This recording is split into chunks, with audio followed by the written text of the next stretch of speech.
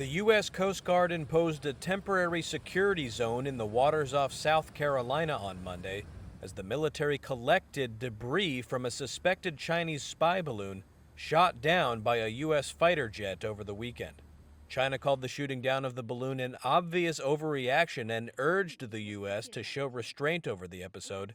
Outside the White House, President Joe Biden insisted that the incident had not weakened U.S.-China relations.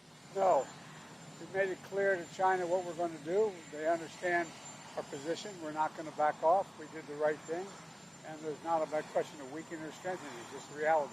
Has it always been your view to shoot down a Chinese spy balloon, or was it only because it became public? Oh, no, it was always my position. Once it came over into the United States from Canada, I told the Defense Department I wanted to shoot it down as soon as it was appropriate.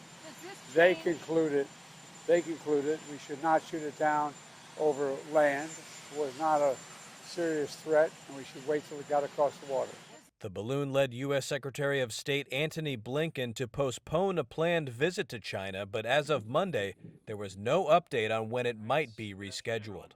We haven't had conversations at this point about rescheduling the trip. The White House said lines of communication would stay open, but that the ball was in China's court. It's up to China to figure out what kind of relationship that they want. Meanwhile, Air Force General Glenn Van Herk, who was responsible for bringing down the balloon, said previous spy balloons had flown undetected by the U.S. military in what he called a, quote, awareness gap. The Pentagon said over the weekend that Chinese spy balloons had briefly flown over the United States at least 3 times during President Donald Trump's administration and 1 time previously under President Joe Biden. Van Herk said the balloon shot down on Saturday was 200 feet tall with a payload underneath that weighed a couple thousand pounds.